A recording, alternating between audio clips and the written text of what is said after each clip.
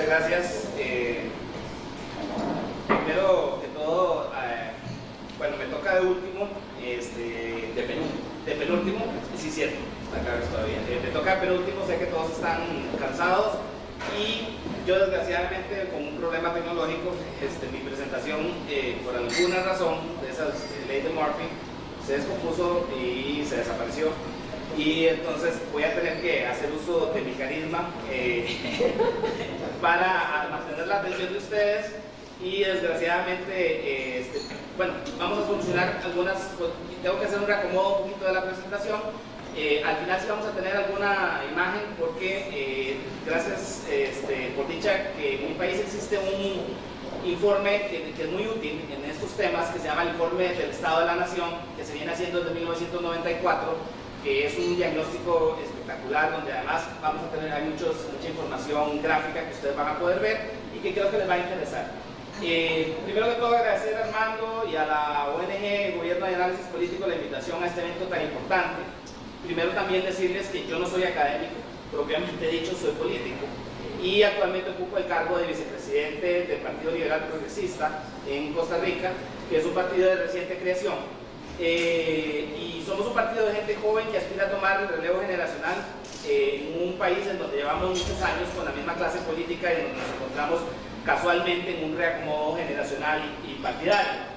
Somos tal vez el primer partido de nuestro país que se formó a partir de las redes sociales, porque fuimos un grupo de personas que opinábamos a través de redes sociales y nos encontramos a través de ellas y formamos el partido político desde ahí.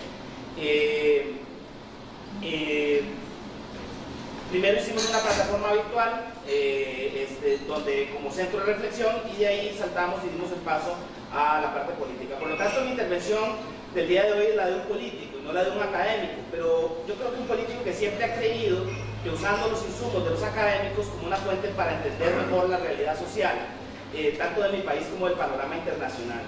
Soy tal vez de esos políticos de antes que creían que una buena formación en historia, en sociología, en derecho, en psicología, en ciencias políticas es esencial a la hora de diseñar, promover e implementar políticas públicas. No como para tener una visión academicista de esas políticas, que no siempre ha sido la mejor y no siempre ha tenido muy buenos resultados, sino tratando de entender los fenómenos y buscando un orden, un sistema, un patrón, y tratando de usar los datos y todos los elementos que las ciencias sociales especializadas nos dan para poder hacer política de la mejor manera.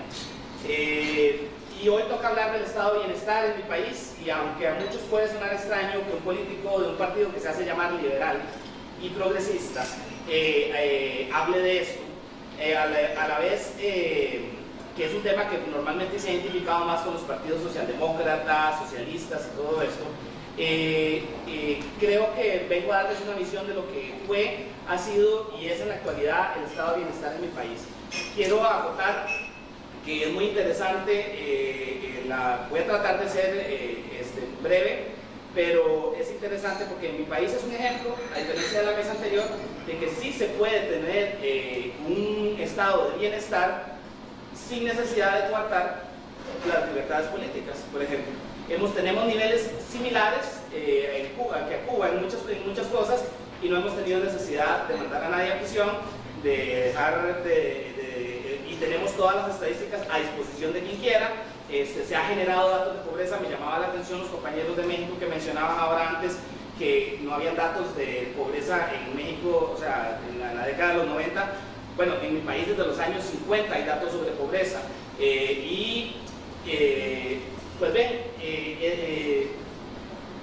mi país tiene un concepto que nos define y del cual se ha hablado mucho para bien y para mal, y es la famosa excepcionalidad costarricense. Y es que en efecto mi país cuenta con una serie de circunstancias históricas muy particulares que no hacen fácil un análisis tradicional cuando se trata de entender los procesos políticos, sociales y culturales.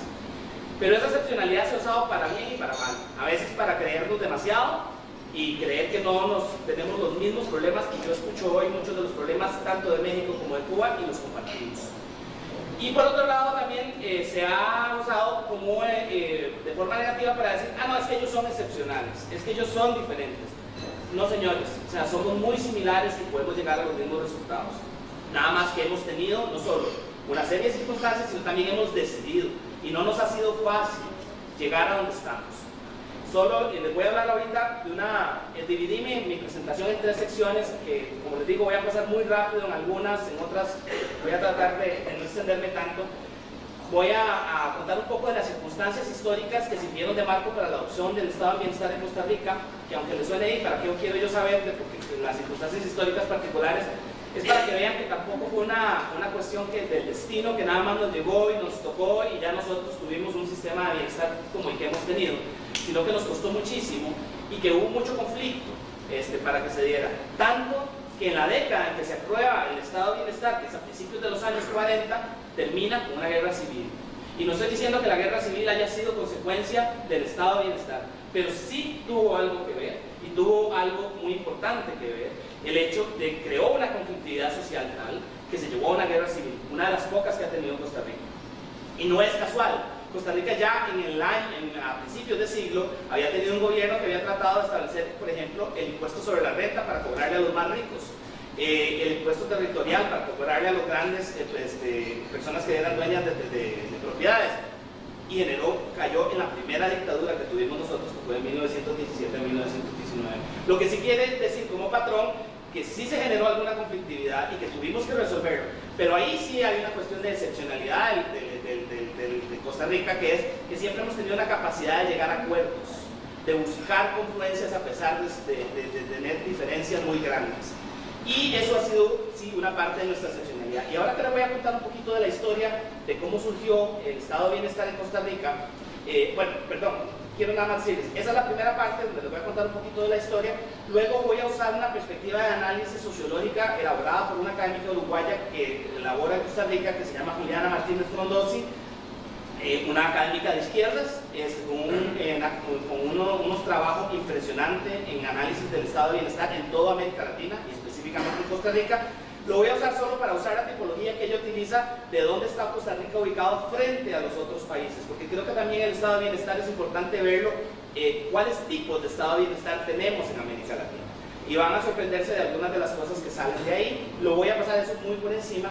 Y finalmente voy a usar el famoso informe del proyecto del Estado de la Nación, que surgió en 1994 en Costa Rica como una iniciativa independiente, con el propósito de mejorar el acceso de la ciudadanía a la información amplia, oportuna y veraz sobre los asuntos de interés público, mediante la publicación de un informe anual que permita profundizar el estudio y discusión sobre el desarrollo humano sostenible en Costa Rica.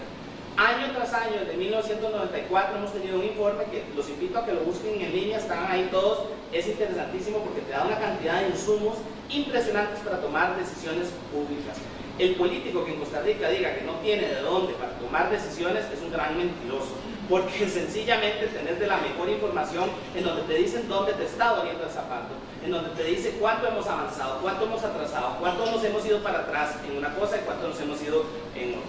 Entonces, para empezar nada más con un poco de historia, hasta principios de los años 40, la política asistencial en Costa Rica estaba compuesta básicamente por la atención sanitaria básica a las personas necesitadas y a la educación pública. Veníamos de una formación de un Estado liberal, pero un Estado liberal que tenía su particularidad, que sí le importaba la libertad económica, sí le importaba la libertad política, porque habíamos tenido avances importantes, pero también se había preocupado por la parte social. El Estado liberal costarricense se dedicó mucho a obras de infraestructura, por ejemplo en acueductos. O sea, ya Costa Rica contaba, por ejemplo, solo en la capital, con un acueducto de agua potable desde principios del siglo XX. Contábamos con electricidad que había puesto el Estado desde, nosotros tuvimos, imagínense que la ciudad iluminaba primero que París, por ejemplo, porque el Estado había decidido que iba a intervenir en tener electricidad en 1880. O sea, Costa Rica tenía una particularidad que había mostrado un interés en la cosa social muchísimo antes que otros, y aquí no es el lugar para extenderme sobre eso, porque sobre el tema de la excepcionalidad costarricense se ha escrito y se ha hablado mucho, pero no es el punto acá. Pero digamos que sí había habido una preocupación sobre la cuestión social. Sin embargo, el Estado de Bienestar, digamos, con la Caja Costarricense, el Seguro Social y el Código de Trabajo que se aprueban simultáneamente, se hace hasta 1941. Y una de las cosas interesantes es que el presidente que llega como presidente en 1940, el periodo 40-44, en su campaña no habló de la seguridad social hasta la noche antes de las elecciones. que mencionó que estaba pensando en hacer un sistema de crear la Caja Costarricense del Seguro Social. O sea, no fue un tema de campaña, ni siquiera había una presión social porque eso se creara. Y él habló en la última noche de campaña y dijo, vamos a pasar una ley. Y resulta que él se había centrado su campaña en el anticomunismo. Ese era todo el tema que se había tocado, porque acuérdense, estábamos en inicios de la Segunda Guerra Mundial, que el pacto Molotov-Ribbentrop, un año antes, que toda la amenaza comunista, además Costa Rica contaba con un partido comunista muy fuerte, el segundo más fuerte de toda América Latina, que después del de Chile, que había logrado desde 1932 de su creación, ya había logrado un 5% del electorado, y para 1940 obtuvo el 10% de los votos. Es más, el doctor Calderón, que es el que hace la reforma, llega al poder de una forma abrumadora, lo vota el 85% del padrón, y entonces logra elegir en el Congreso, de los 45 diputados, logra elegir 44. Y el único otro diputado que se elige es del Partido Comunista. Lo que hace, y eso para que vayan entendiendo, que este señor era un señor totalmente anticomunista, pero se ve en el poder con un diputado comunista. Y resulta que decide la noche anterior a las elecciones decir que va a pasar un estado de bienestar. Entonces uno se pregunta, ¿cómo sucedió esto? ¿Por qué la seguridad social no fue creada hasta 1942? Porque tiene esas ciertas características que lo hicieron más redistributivo y menos segmentada que en muchos otros países. ¿Y por qué fue efectiva? Porque en efecto fue muy efectiva y muy rápido, de una manera muy rápida. Para responder a estas preguntas, y como lo decía, creo que el señor Martínez es el señor David Martínez, hay que entender que los fenómenos sociales nunca tienen un solo factor, y que sino que se da una confluencia o conjunto de factores políticos y técnicos, tanto nacionales como internacionales, que hacen que esas cosas se den. Y en Costa Rica vamos a hablar de 4 factores que fueron los importantes. Uno, los líderes políticos que respondieron a las amenazas internas o externas. 2, el cambio internacional de paradigmas de la política que ampliaron las opciones disponibles en cuanto a la naturaleza redistributiva del seguro social. 3, los tecnócratas progresistas y la encrucijada internacional que se convirtieron en portadoras de esas ideas. Y 4, el débil poder de veto de los actores sociales, ya sea en entidades de capital o mano de obra que se opondrían a la nueva política. Rápidamente el primero, el liderazgo. Bueno, el liderazgo del doctor Calderón, que fue el presidente, que ya había tocado ese tema, venía por un partido que se llamaba el Partido Republicano, pero él venía de una formación social cristiana. Él se había sido educado en Lovaina, en Bélgica, en el periodo de entreguerras. Y recordemos que Lovaina es un centro universitario importantísimo en toda esa efervescencia de que la cuestión social tenía que ser tratada, que ya venía también internacionalmente desde las encíclicas de León XIII y de Pío XI, que habían hablado de la cuestión social, porque acuérdense que la Iglesia Católica estaba enfrentándose a la amenaza del comunismo y tenía que ofrecer una solución al tema social que no pasara por el marxismo. Y entonces aquí se da una confluencia muy importante de un liderazgo político de una persona que se educó en Lovaina, en Bélgica, como doctor, además era un doctor, y se vio permeado por esas ideas. Además, hay un antecedente importante, y es que los católicos costarricenses ya desde los años 20 venían hablando del tema de la cuestión social. El primer partido que habla de esto es el Partido Reformista del General Bolio, que casualmente mi abuelo fue el primer diputado por ese partido, y fue el primer partido que desde 1924 ya planteó la reforma social, de que se tenía que hacer un seguro. Y vean qué interesante, en 1924 lo plantean. Este partido pierde las elecciones frente al Partido Liberal, pero el Partido Liberal dice, perdieron, pero vamos a adoptar algo de lo que ustedes plantearon. Y una de esas cosas es el seguro social. Entonces los liberales cogen la idea del otro partido y la empiezan a desarrollar, con la mala suerte que nos llegó en 1929, vino el crack financiero y no había plata para hacer seguro social, pero sí se dio una cosa interesantísima. En ese mismo momento, Costa Rica llega y nacionaliza los seguros. Una cosa muy rara. Hoy dice, las compañías aseguradoras están explotando a la gente, no le pagan las cosas y vamos a hacer un Banco Nacional de Seguros que va a estar manejado por el Estado, y fue manejado por el Estado hasta hace 5 años. Entonces los seguros en Costa Rica siempre los tenías que contratar con el Estado. Para que veamos que es un país bastante extraño, en el sentido de que cosas que estaban en el mercado normalmente también estuvieron en manos del Estado. Y esa es la parte del liderazgo, por ejemplo, del señor Calderón. Por otro lado, el Partido Comunista, como les mencionaba, que fue muy importante también. Luego, el tema de tecnócratas progresistas y escenarios internacionales. Cuando Calderón anunció su proyecto de seguridad social, fue mucho más allá de las ideas católicas tradicionales de una prestación social. Y en lugar de ello, abogó por un programa específico para los desposeídos, fueran o no asalariados, cosa que es muy importante, como una herramienta para revertir el conjunto de problemas sociales. Y en su discurso de asunción al cargo, dijo: la enfermedad, la invalidez y la vejez y la muerte son las causas constantes de desamparo de muchos costarricenses. Y si el Estado no se decide a establecer un verdadero sistema de previsión, no hará más que socavar su cimiento, ya que ninguna sociedad puede fundarse en la injusticia. Entonces, el sistema, por ejemplo, a los primeros que empieza a cubrir es casualmente a los desvalidos que ni siquiera estaban asalariados. Y eso es una cuestión muy particular y muy importante del sistema de previsión social que se da en Costa Rica. El proyecto final fue altamente incluyente, incluyó un sistema unificado en el que los trabajadores pobres se incorporaron de primeros antes que los otros trabajadores que sí tenían un salario, cosa que le dio una característica muy importante al sistema de previsión social en Costa Rica.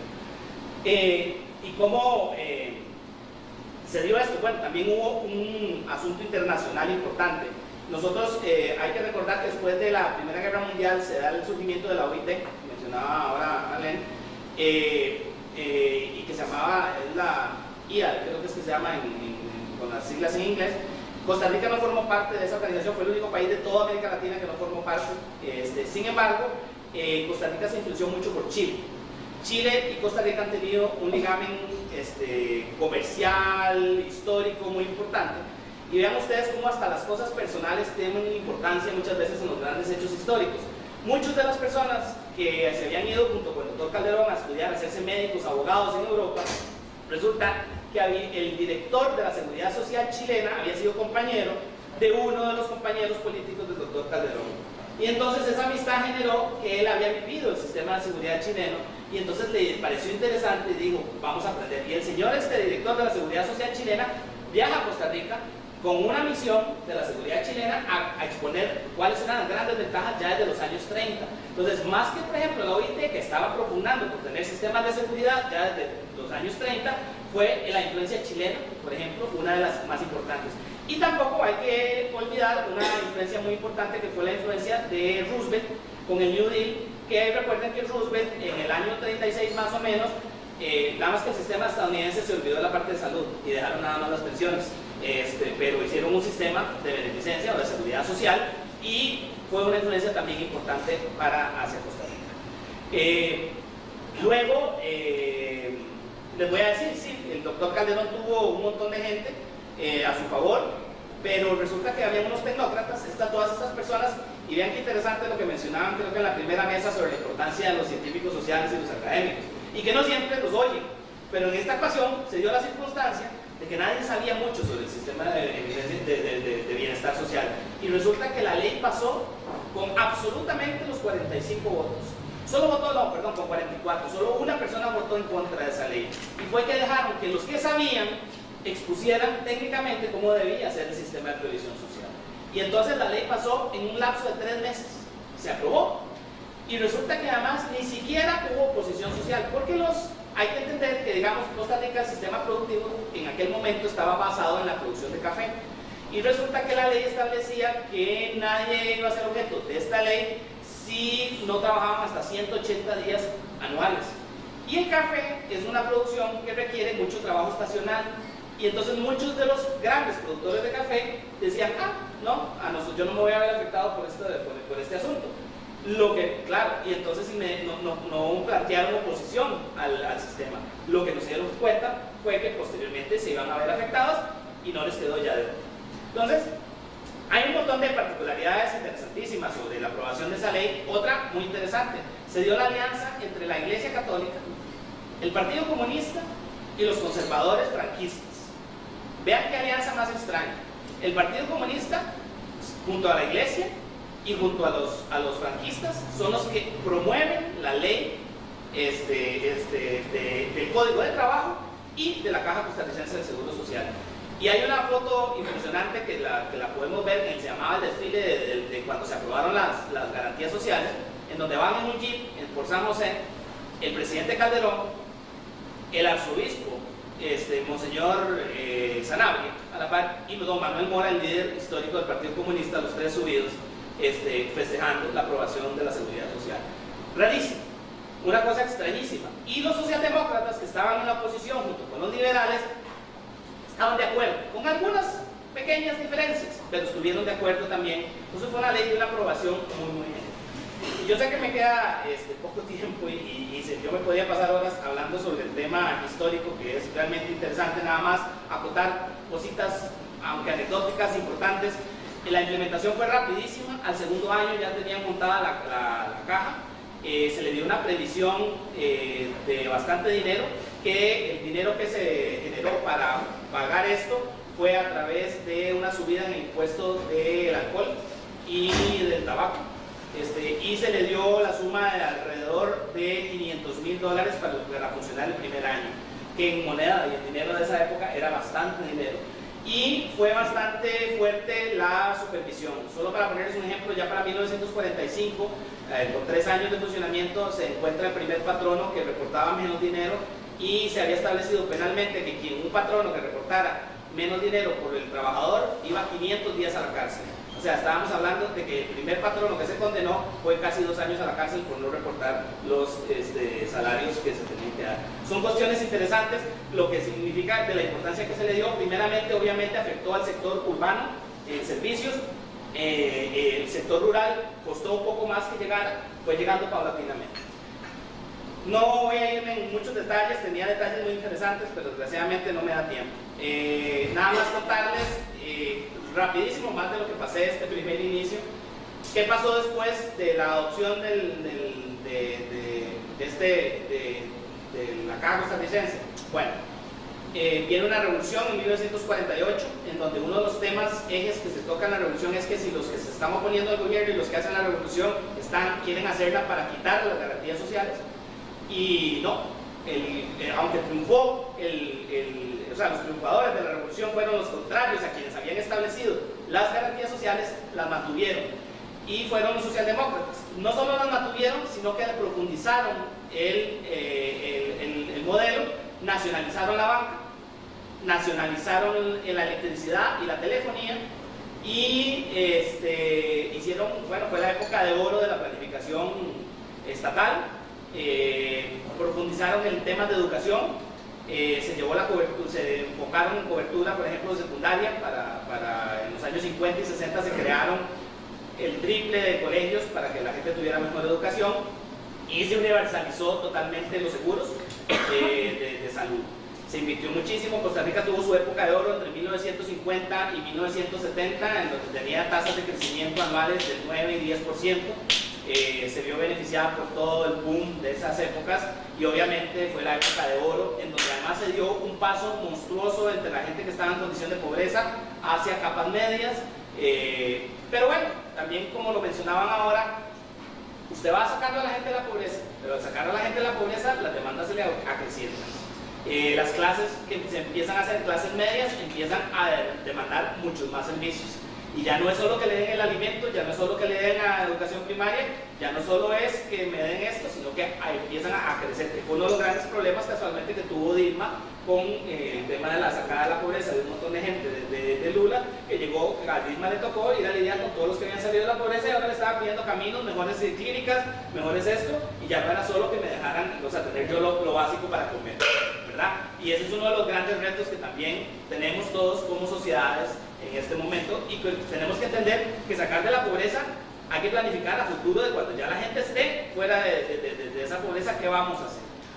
Entonces, Costa Rica llega a un boom a principios de los 70s, y de un momento a otro viene la crisis del petróleo del año 73 y cae en un default económico. Costa Rica en el año 1978 entra un gobierno que no es del Partido Socialdemócrata, y toma una serie de medidas, como por ejemplo romper con el Fondo Monetario Internacional, rompe con la banca internacional, se devalúa el colón, pasa en un día de 8.60 a 70 colones por dólar.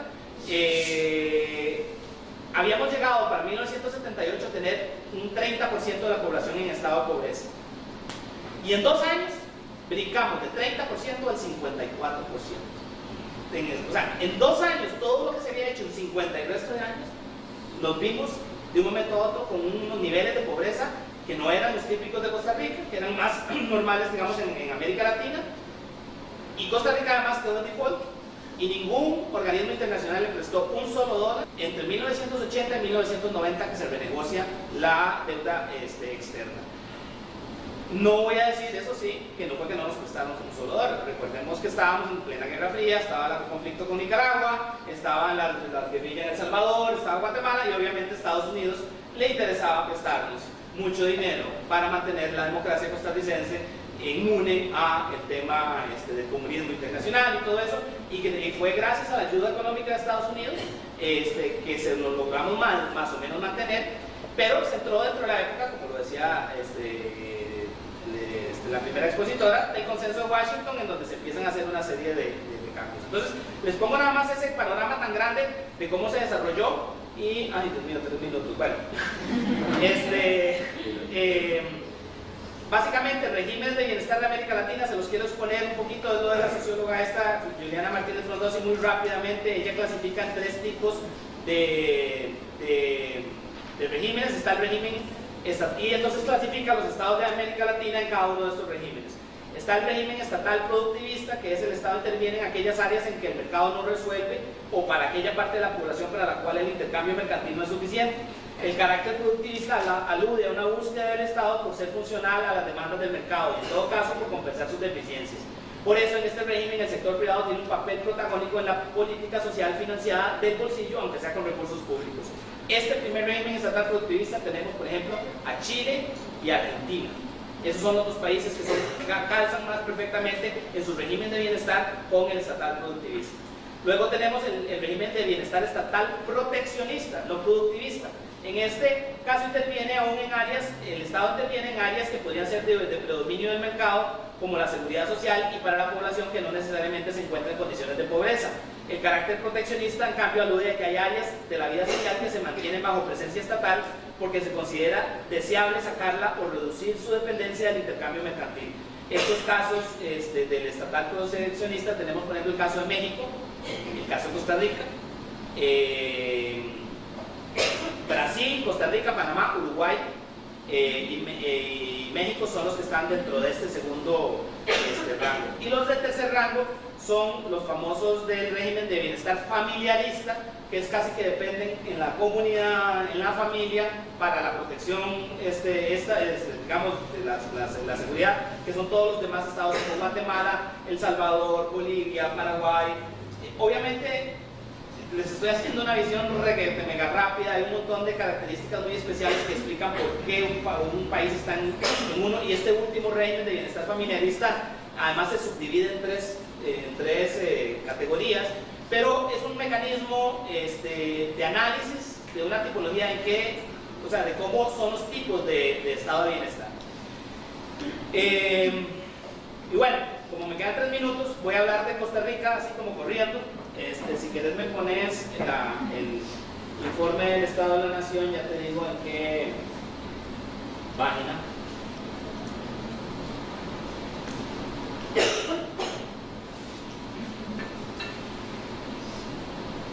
Un segundo.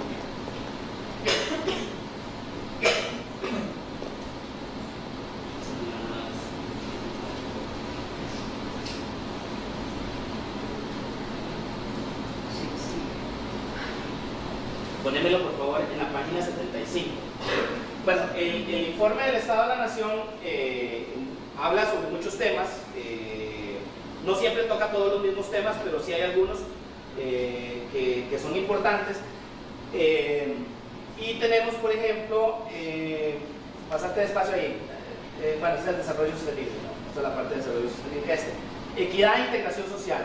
¿Qué hallazgos relevantes se encontraron del 2014 al 2015 en el tema de equidad y de integración social en Costa Rica? Bueno, que en el 2014 el ingreso promedio de los hogares se deterioró en términos reales luego de 5 años consecutivos de registrar aumentos.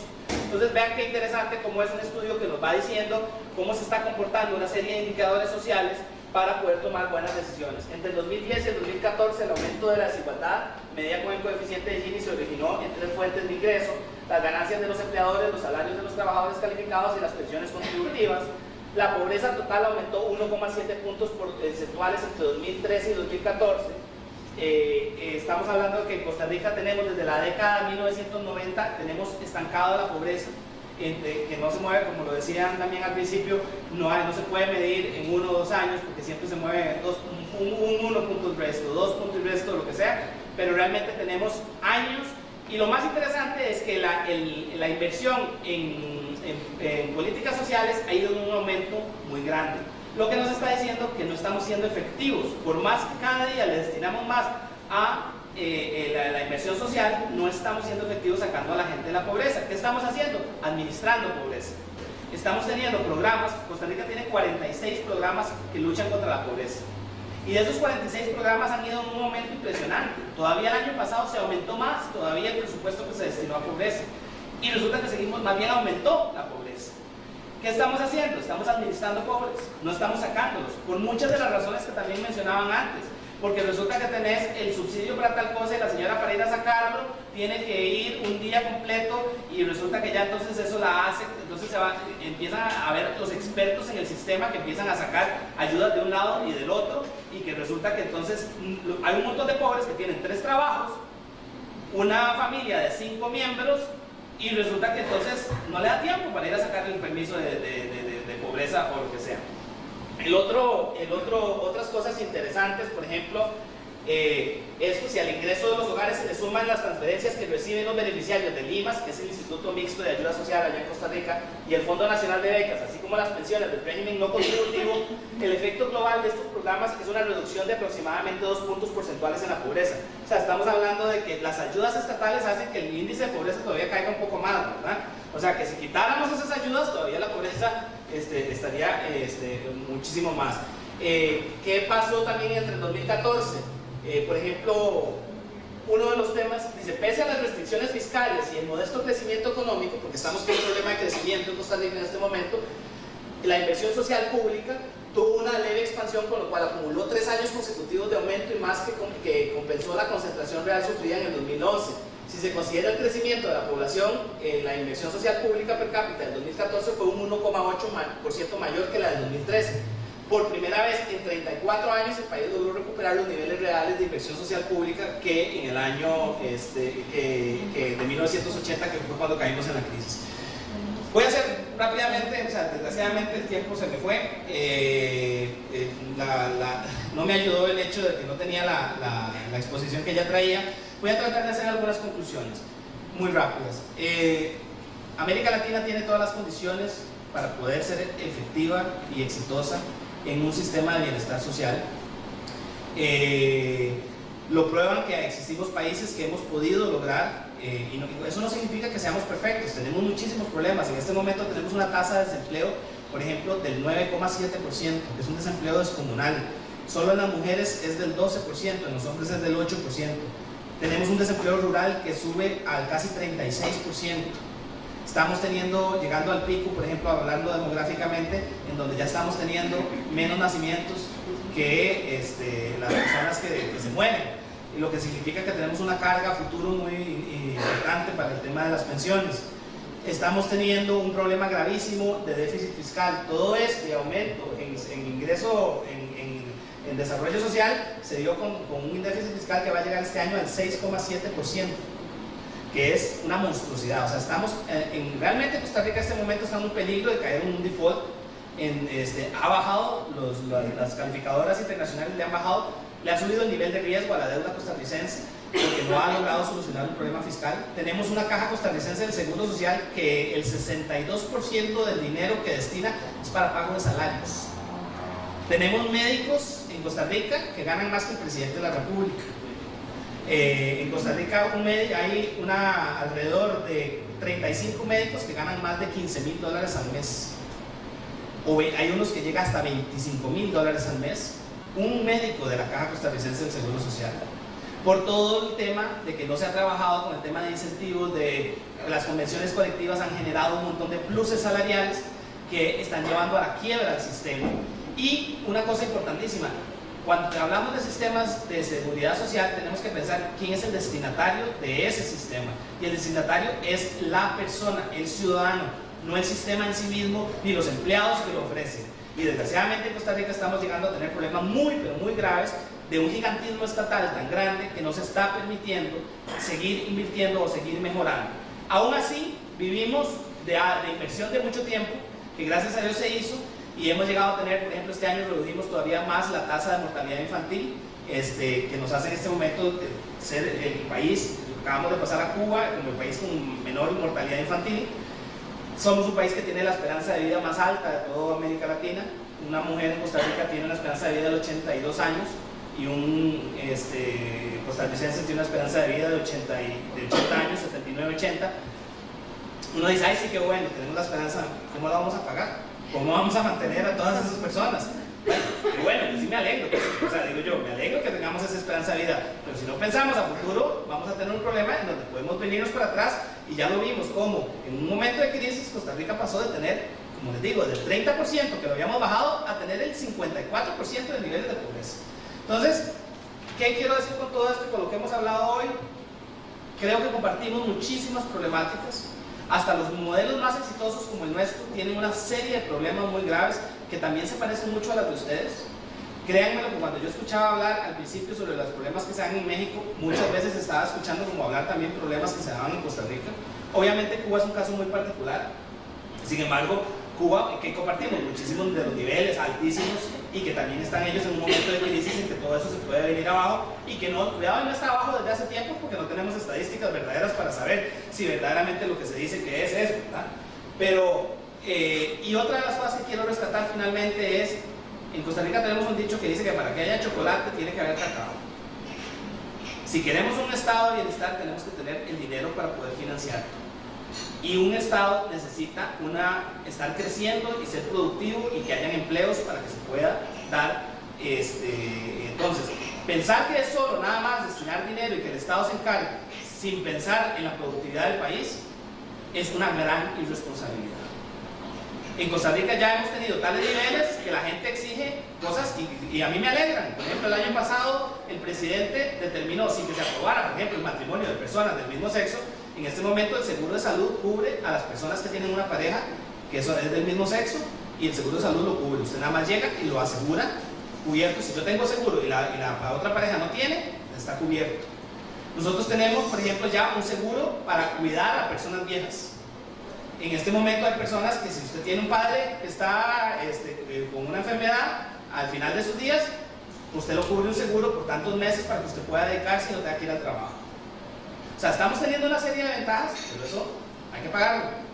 Y si no, Costa Rica está con un crecimiento muy bajo, estamos creciendo muy bajo, una tasa de desempleo altísima, o sea, sin empleo no hay trabajo, no hay plata, es menos gente asegurada.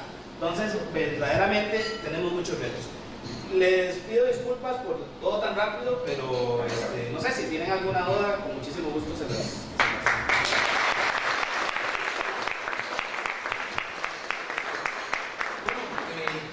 Vamos a estudiar a los políticos, sabemos que los políticos siempre nos dicen que van a hablar poco y nos mienten. Entonces era evidente que no iba a hablar poco Eduardo. Yo me complazco con muchas cosas de esto.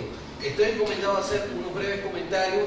Ya me pasaron a mí la tarjeta de la censura virtualmente, de manera que no vamos a tener espacio ahora para preguntas porque ya nos está pisando la otra mesa, pero Eduardo se queda aquí y se queda varios días además, con lo cual después creo que podemos tener un espacio con él. Yo estoy obligado por el esquema de acá de hacer algunas precisiones. Primero, me complazco en tener a Eduardo acá, porque además Eduardo y yo estuvimos alguna vez en una disputa política en bandos diferentes. Entonces, esto es muy importante de lo que logra el consenso político. Y ahí hay un tema importante. Primero, ¿qué podemos sacar como lección del caso costarricense? Hay cosas que él ha mencionado, pero yo las voy a intencionar para los casos mexicano y cubano. Primero, la idea de que un estado de bienestar es posible en América Latina, incluso en países pequeños que no tienen un punto de partida de acumulación de capital. O sea, ni hay petróleo, ni hay diamantes, ni hay carbón. En todo caso, es un país que comparte los rasgos de un país bananero, de la República Bananera, como muchos de sus vecinos. Pero tomaron las decisiones institucionales y construyeron los pactos sociales adecuados en el momento justo. Entonces, esa idea de que solo países grandes o solo países con recursos extraordinarios, mentira.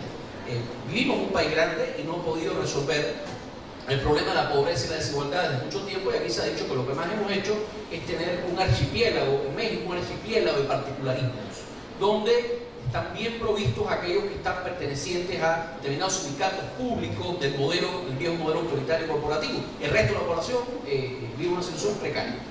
Es un elemento importante. En Cuba, efectivamente, se logra un estado, una especie de estado de bienestar, pero efectivamente a costa de una absoluta estatización de la vida social y un estado de bienestar que, en definitiva, provee protección social, más no derechos sociales, porque los derechos son exigibles judicializados y ahí no hay mecanismo para eso.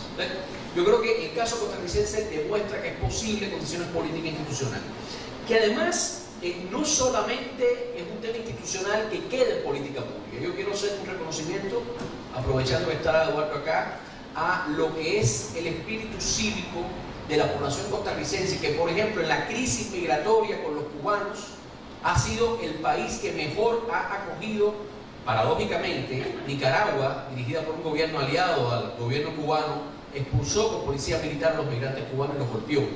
Bueno, además de que el consulado cubano no le interesó defender a esos migrantes porque parece que no son cubanos. Pero la población costarricense, sin orientación de Estado, se solidarizó a apoyar a esos cubanos en la frontera, y yo creo que es un elemento a tener en cuenta. Segundo, no hablaste de eso, pero yo tengo mis taras marxistas y ahí las voy a decir. El cambio de modelo económico.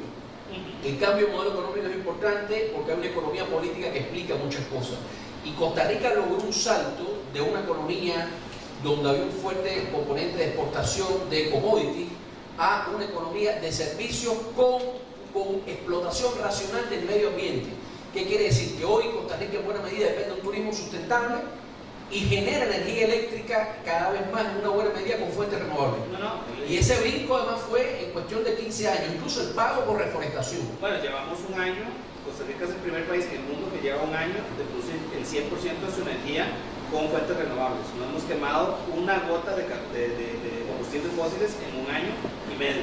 Y eso es un gran logro. Pero ahí la iniciativa privada, articulada con el sector público, por ejemplo, el pago por servicios ambientales, sí, claro, con un movimiento ambientalista ciudadano muy fuerte, con diferentes perspectivas ideológicas, como visiones, es importante. Yo creo que esto sí, yo creo que es importante dos cosas para esto también recordar. Por ejemplo, nosotros vivimos acá en León y tenemos un modelo económico que ha apostado mucho a la inversión extranjera. Pero es una inversión extranjera que no necesariamente está creando cadenas productivas, no está agregando valor, está pagándole poco a los trabajadores, está pagando mal, los trabajadores no tienen derechos sindicales y hay una cultura de adoración del empresario, pero el trabajador está bastante indefenso acá. Entonces, y eso hay que decirlo porque damos una imagen de éxito, pero veamos cómo viven, no los que estamos acá, quizás, pero cómo viven estos que trabajan acá y cuánto ganan y qué derechos tienen. Bueno, en el caso de Cuba, obviamente, una central sindical única que es más patronal que central sindical, ¿no? Entonces, yo creo que, y esto es importante, porque fíjense cómo modelos aparentemente diferentes comparten los mismos resultados perversos en cuanto a la protección de los derechos sociales, y cómo hay casos como el costarricense que apuntan a otra cosa. Un elemento importante: no hay política social virtuosa sin democracia, no la hay. Democracia no es una oligarquía con élites partidistas que se reparten el pastel, cosa que vivimos en México, ni es un régimen de partido único, tampoco como el caso cubano. Sí, y voy a mencionar dos ejemplos que me parecen importantes de la democracia costarricense, por lo menos que yo vi, que viví. Primero, una rica vida cantonal. O sea, la democracia participativa de la que tanto hablan nuestros partidos acá en México, o la que tanto pregona el gobierno cubano, y que en ninguno de los dos contextos existe de manera satisfactoria, existe más en Costa Rica porque existe una democracia cantonal, con partidos cantonales, con asambleas de vecinos. Me acuerdo de Patricia Alvarenga, Vecinos Ciudadanos, el libro de Patricia, que dice que hay una vida y un tejido asociativo. Incluso, por ejemplo, que yo recuerdo que ahí donde estábamos en bandos diferentes, cuando yo tuve una oportunidad de estar en Costa Rica en una estancia de investigación, me enamoré de Costa Rica y el movimiento contra el TLC, en este caso él apoyaba y yo no. La organización ciudadana para apoyar el movimiento contra la firma del TLC fue una organización de izquierda que aprovechó los espacios de vida legal existentes en los cantones. Nos reuníamos en escuelas, por ejemplo, y en lugares públicos. Y casi ganamos, ¿no? Pero al mismo tiempo hay una diferencia importante, que es que la firma de un tratado de libre comercio, que en México lo hicieron las élites, ¿no?